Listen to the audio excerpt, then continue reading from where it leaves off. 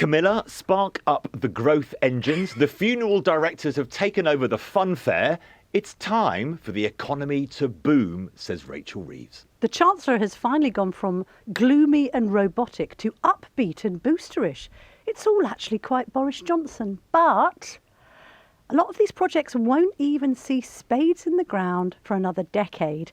Does it solve Labour's immediate economic problems, which, by the way, have seen their poll rating once again nosedive this week? We are funding the transport links needed to make the Oxford-Cambridge growth corridor a success, including East-West Rail, with new services between Oxford and Milton Keynes starting this year, and road upgrades to reduce journey times between Milton Keynes and Cambridge.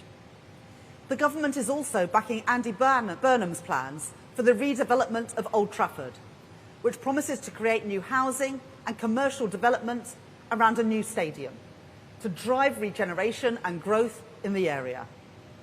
We will work with the private sector to deliver the infrastructure that our country desperately needs. This includes the Lower Thames Crossing, which will improve connectivity at Dover, Felixstowe and Harwich, alleviating severe congestion as goods destined to export come from the North and the Midlands and across the country to markets overseas. To drive growth and to deliver value for money for taxpayers, we are exploring options to privately finance this important project. That we will work with Doncaster Council and the Mayor of South Yorkshire, Oliver Coppard, to support their efforts to recreate South Yorkshire Airport City as a thriving regional airport. I have always been clear that a third runway at Heathrow would unlock further growth, boost investment, increase exports, and make the UK more open and more connected. And now the case is stronger than ever, because our reforms to the economy, like speeding up the planning system and our plans to modernise UK airspace, means the delivery of this project is now set up for success. So I can confirm today that this government supports a third runway at Heathrow and is inviting proposals to be brought forward by the summer. So, Kamal, was it a reboot? Should I call it a relaunch? Was it Rachel Reeves taking off again? Do you see what I'm doing with the Heathrow analogies? Because we've had how many different resets now? Are we on Labour 3.0? I think we might be. And you were quite impressed with the speech. Yes, look, I think we've had... The big problem for Labour is that we've had two types of Labour. What kind of government is this going to be? We spoke after the last election that they led with gloom, and that wasn't the way to start any government. I've been lucky enough to get to know Rachel Reeves a bit over the years. The last two times she was in Davos, not last week, but before the election, I had lunch with her. I think this is the real Rachel Reeves. She does believe in what she said today. She delivered it with a degree of brightness. Sometimes her grin looks slightly stuck on, in the same way that Gordon Brown slightly struggled to smile convincingly. Yeah. But the problem for Labour is that after the election, we were told this was the worst economic inheritance since the Second World War. Let's just remind ourselves of what Rachel Reeves said then. I have repeatedly warned that whoever won the general election would inherit the worst set of circumstances since the Second World War. What I have seen in the past 72 hours has only confirmed that. Our economy has been held back by decisions deferred and decisions ducked. Political self-interest put ahead of the national interest. A government that put party first and country second. We face the legacy of 14 years of chaos and economic irresponsibility. Now we've got supercharged Rachel Reeves saying this. Growth isn't simply about lines on a graph. It's about the pounds in people's pockets, the vibrancy of our high streets, and the thriving businesses that create wealth, jobs and new opportunities for us, for our children and grandchildren. We will have succeeded in our mission when working people are better off. I know that the cost of living crisis is still very real for many families across Britain. The sky-high inflation and interest rates of the past few years have left a deep mark, with too many people still making sacrifices to pay the bills and to pay their mortgages. But we have begun to turn things around. Everything I see as I travel around the country gives me more belief in Britain and more optimism about our future. Problem for the public is, well, which of those two things are true? Yeah. You know, politics is so much about communication. If you think about Donald Trump, you know what you're going to get. It's going to be a wild ride, but he's going to say growth, growth, growth, drill, baby, drill, whatever it might be. We're going to change everything. The actual tone is consistent. The tone of this government has been inconsistent. Yes. Which are they doing? And I think that is one of their biggest problems. Also, new research, which we've written about, but has come out yesterday by a Labour-leaning think tank, the Good Growth Foundation, has said talking about growth is meaningless to voters. All they want to know about is, are my bills going up or are my bills going down? And Yeah. so far, bills are going up, whether that's our food bills, whether that's fuel, whether that's our water bills. And so she can lay out this sunny up plans, jam tomorrow. I agree with a huge amount of what she's talking about in this speech as an economist and as someone who looks at supply side as being vital for long-term growth. But we still have inflation. We have taxes going up. Our debts are going up. In the here and now, it is still a very difficult and pretty miserable picture. So let me just clarify with you. In your experience of Rachel Reeves, she isn't a socialist. What do you think? Or is she Do you remember, what is Camilla? she? That's such an Blairite? interesting point, wasn't it? Remember Keir Starmer during the election was asked whether he was a socialist, and Yes. he said he was. Rachel Reeves always avoids that word. I don't think it's about whether she thinks she's a socialist or not. I think she thinks she's a social democrat. Yeah. This is a classic Blairite Yes. type speech. And of course, you know that I think Tony Blair was an okay Prime Minister He is all for right. the country. You quite like him. Okay Prime Minister for this country. We had a 1970s Labour budget a few months ago. Tax up, spending up, borrowing up. Mm-hmm. We had a speech today that frankly could have been delivered by that other Blairite fanboy, George Osborne. Yeah, but this is the thing. That sounded just like a speech that George Osborne could deliver. So this is odd, isn't it? I mean, it's progressive left versus progressive right. I don't know where, as you say, the public sees all this going. I mean, we've got a poll, haven't we? We've got a poll by YouGov suggesting that Labour has hit its highest disapproval rating since taking the keys to Downing Street. It's now at 16%, a net approval rating of minus 48%, and a 4-point drop from last week. Just on her as an individual, I'm intrigued by her because I look at her and think, who are you? Like, is she funny at lunch? Is she like she seems in a speech? What's motivating her? Who is this woman? I think she is motivated by progressive is such a horrible word. I don't hear her using it much about herself. I think she's genuinely committed to trying to make life better for people. I think Yeah. that's a genuine motivation. She went into politics at the age of 16. She went to the local state school. It wasn't very good. That motivated Yeah. her to go into politics.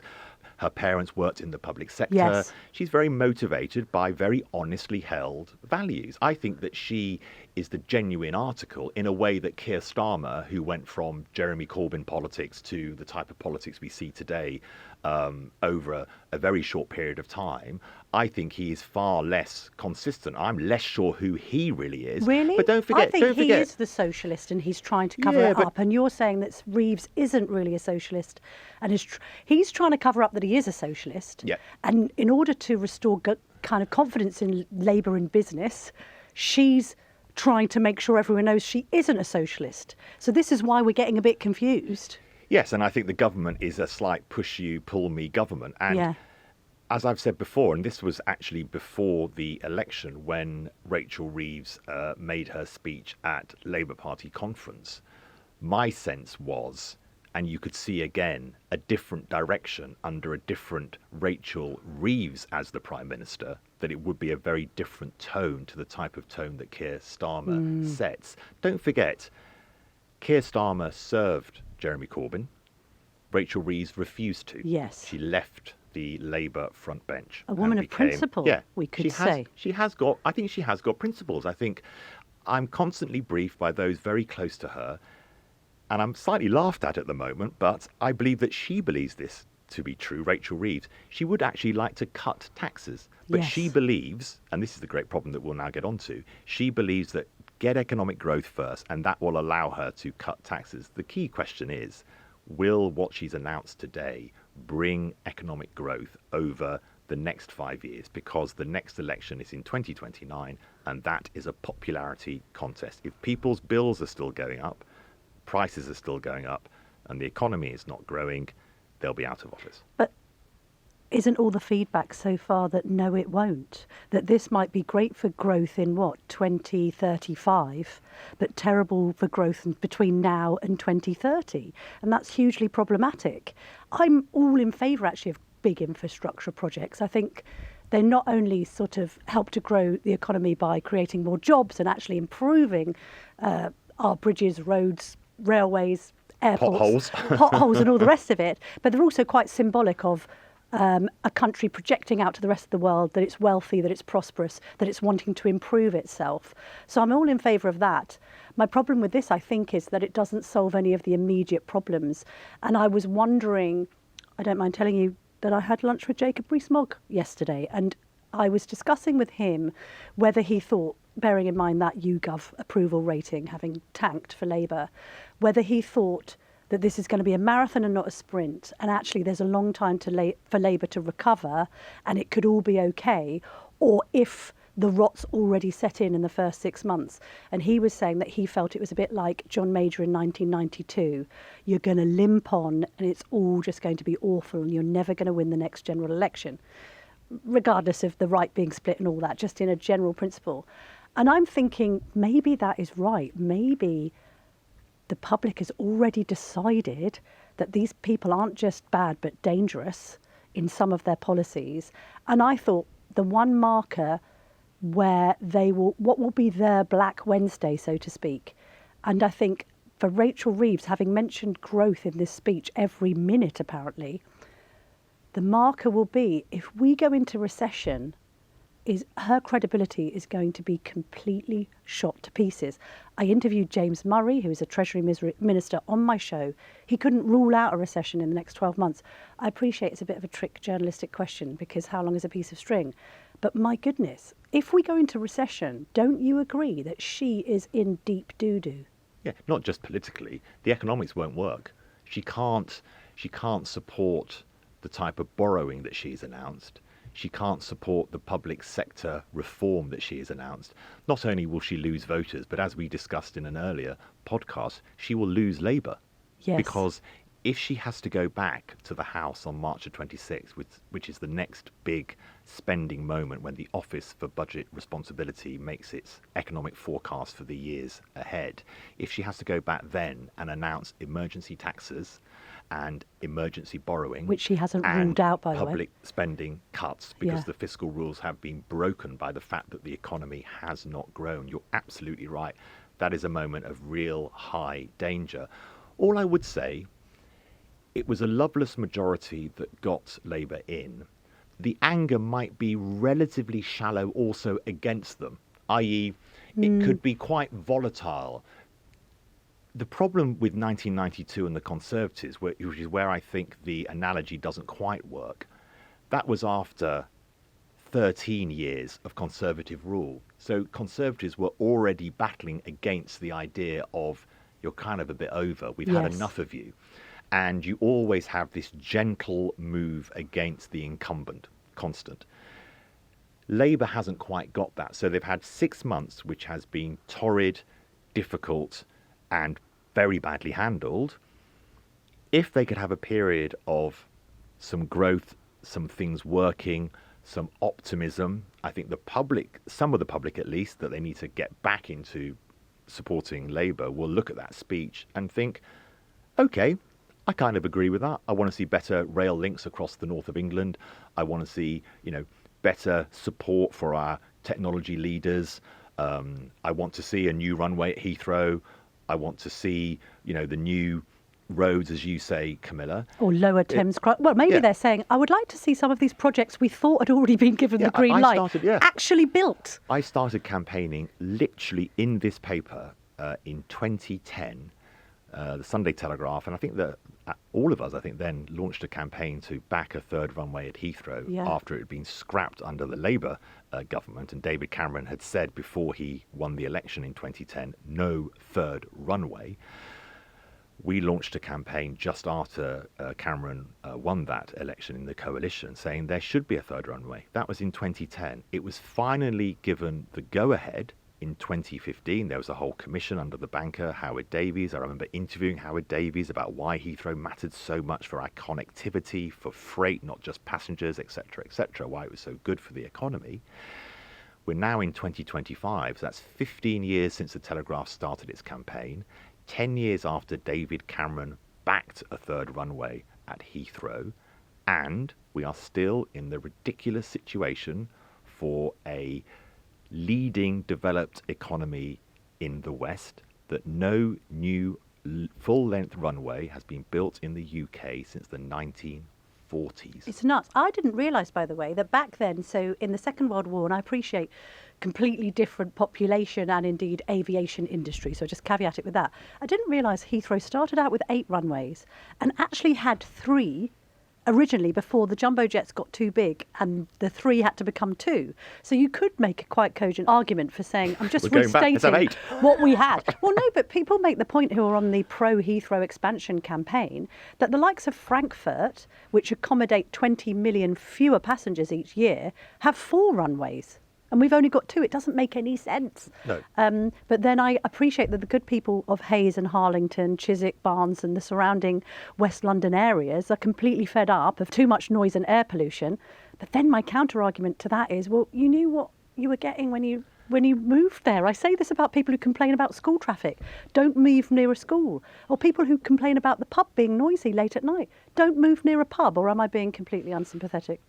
Look, I think I grew up in West London. I remember Concorde flying over, and Concorde was a noisy plane. Yes. I remember Concorde flying over, I think once or twice a day, and you had to stop speaking, and you could see the plumes of pollution coming out of the back of the engines. Of course, that is, that's a negative about living in a city, but the positives, I think, wholly outweigh the negatives, and we have to show to the world that we are pro-growth. And it's not just about the fact that it's about our connections that people can fly. It's also huge amounts of freight. She made quite a smart point that this wasn't about just London and the southeast. It was about levelling up. She said that Heathrow was a very important freight hub for Scottish salmon and Scottish whisky. So she made quite sensible points there. Isn't it interesting, though, this whole clash with net zero and the whole agenda, which appears to so many people to be an anti-growth agenda? Dale Vince, the huge Labour donor and supporter, he's been already incredibly critical of the decision that's been announced today. And you can see those splits in Labour. Yeah. What kills governments in the end, Camilla? It's not actually maybe the policies, or it's the splits. It's red on red or blue on blue, right? And let's listen to Dale Vince. He was speaking to the Today programme this morning when he laid out what I think will be what a lot of people agree with within the Labour Party itself. I think it's a mistake, actually. I think it's an illusion of growth. It'll take 10 years to build a runway, cost maybe £50 billion. It'll create the wrong kind of growth. We'll be exporting tourism money abroad, creating a bigger imbalance than we already have. And it will come at the expense of our carbon cutting efforts. So, for example, the 2030 target to get to 100% green on the grid will be wiped out. All of the benefits that will be wiped out by these 3 new runways if they go ahead: Gatwick, Heathrow and Luton. And that can't make any sense because last year the world suffered 320 billion of damage from extreme weather events. That's double what it was the year before. That's going to keep increasing. And so it doesn't matter how many runways we build. If we don't get on top of the climate crisis, our economy will suffer incredible damage. I mean, Dale Vince would say that, wouldn't he? He's got vested interest. He's running green companies that he makes huge amounts of money from. Last time I checked, he's a donor, but he's not elected in any way. So quite why Dale Vince or any other donors appear to have this huge sway over government infrastructure project decisions. I mean, sorry, but keep your nose out of it would be my response to that. Somebody who had their nose well into the speech today is the Telegraph's very own deputy political editor, Dan Martin. He's at the Siemens factory where Rachel Reeves made the speech in Oxford. Before we speak to Dan, let's listen to the question, the very good question, Kamal, actually, that he asked Rachel Reeves earlier. If the economy continues to underperform and you don't meet your fiscal rules, can you rule out taking tax and spending measures on March the 26th? You need to have a bit of Ed Conway's optimism about our exciting plans. The OBR will be doing a report on March the 26th, an updated economic and fiscal report. It's still 2 months until that happens. Of course, they take into account a whole range of factors, and I look forward to seeing their forecast. I've been really clear about the fiscal rules. They are non-negotiable. They are what give a stability to our economy. But we're still 2 months off, and a lot of things happen in that time. So I'm not going to give a running commentary on the March the 26th forecast, Daniel. Daniel Martin joins us from Oxfordshire, the heart of growth, we're now told. Daniel, good question, which you've already heard, so well done for asking the brilliant question of the day. But Daniel, we can hear a little bit of, is that a demo outside or something? A bit of background noise, what's that? It's absolute cacophony. There's some farmers and tractors outside the Siemens building here, just using the opportunity to, to protest against Rachel Reeves and the tax on family farms that she announced in the budget.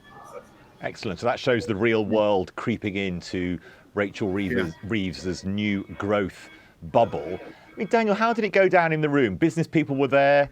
They had Siemens, someone from Siemens opening with some chat about how excited Siemens were. But what was the mood in the room? Well, I think it went down okay in terms of, she said what she had to say, but everybody in the room has got the same questions that we have. I mean, it's all right talking about these great growth policies for the future, but a lot of these things aren't going to come down the line for another 3 or 4 years. So, the question is, how is she going to, improve growth in the intervening period? So I just think there's a lot of questions that people have, and there's a lot of worries about what's going to happen in March and whether she's going to meet her fiscal rules that she set for herself. Dan, I can't quite work the Chancellor out. I don't know what you think. Well, I just think there's a little bit of panic, isn't there? Because obviously that is the sort of talking down the economy stuff that she did after the election. I think that probably is what she does believe, but then the economy hasn't improved at all. So she's now having to massively do a U-turn. Sorry, it's getting even louder outside. She's having to do a U-turn on this and suddenly, screeching around and talking about the positive prospects for the economy and seemingly putting out all these ideas out of a hat to promote growth. And it's sort of understandable that a lot of people are a bit sceptical about it, given the fact that a lot of these policies don't align with, some of the other Labour Party's policies on workers' rights and things like that, which will, business leaders say, will cost £5 billion and could harm growth. Prominent by his absence, Daniel. I'll just speak up so you could hear us over the. Is it vuvuzelas going? It sounds like outside.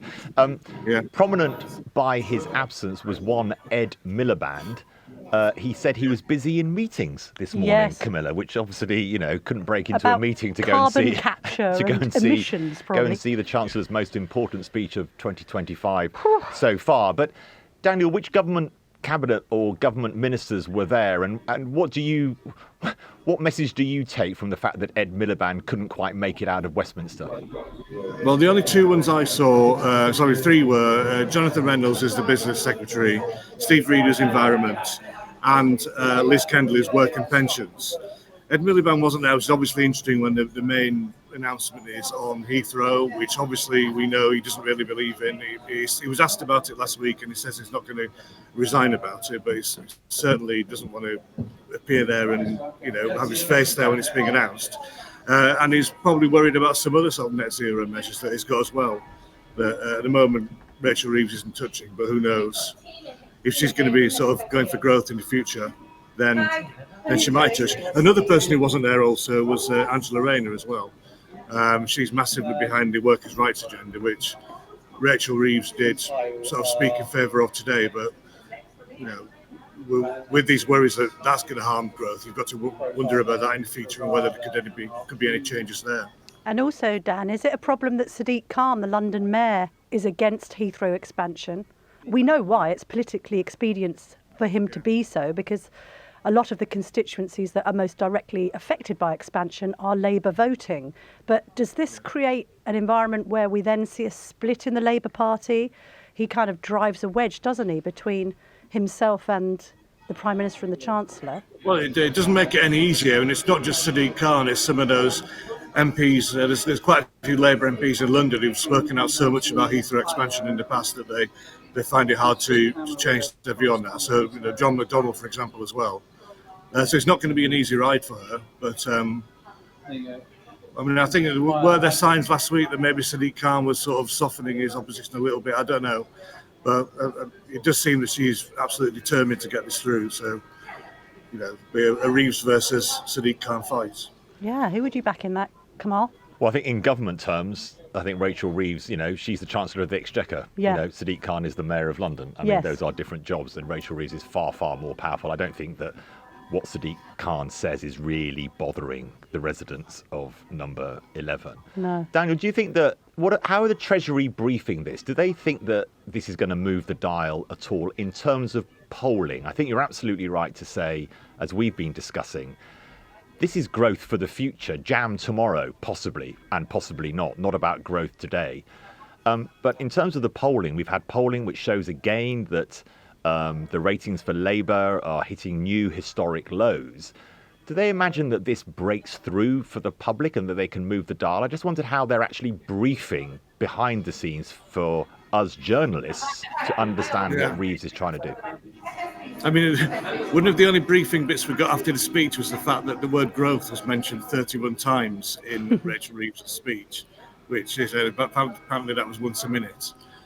So it just shows that that's the agenda that they're really wanting to portray, obviously. I don't think they've got any illusions that the polls are going to turn around really quickly, because it's just about setting the groundwork, isn't it? And I think they know that the polls aren't going to start improving until things like the NHS starts improving. So I don't sense that much optimism there in the short term anyway. They're just hoping that by the time, in 4 years' time, then this growth agenda will have worked and then they can win the next election.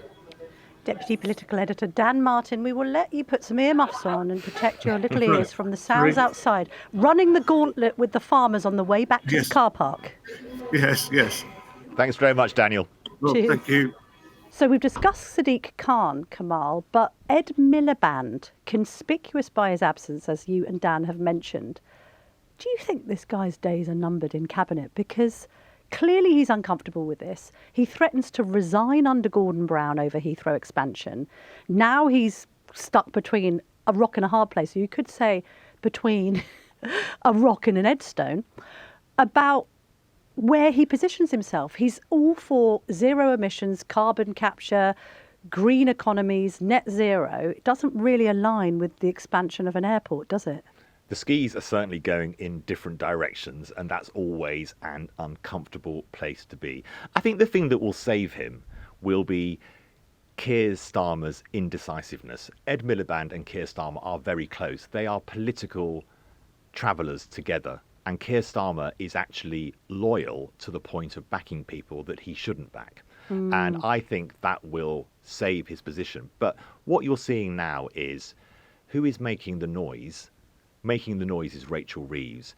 How many times have we seen Ed Miliband, a big Ed Miliband speech? How many times, Camilla, and of you and I been invited to an Ed Miliband moment? When has Ed Miliband been sort of at the top of the news bulletins because he's made a big announcement? Like never. I think what's becoming clear, there are two groups within this Labour government. And Rachel Reeves, I think, Steve Reed, Wes Streeting are carving out a position which is, as we predicted, Camilla, 3, 4, 5 months ago, particularly with Trump coming in, there is only one way for a centre-left government to operate in this country, and it is under the classic Blairite rulebook.